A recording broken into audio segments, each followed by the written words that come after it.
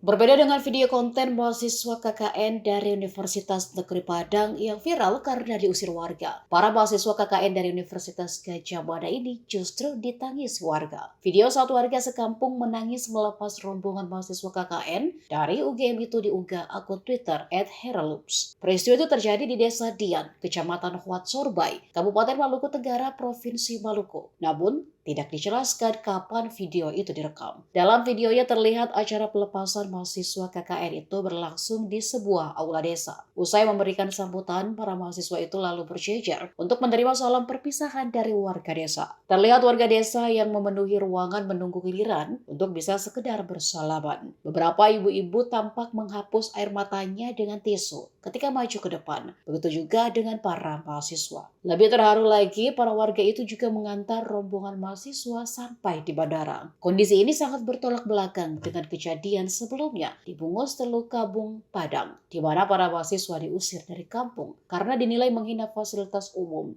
yang ada di lokasi KKN mereka saat itu.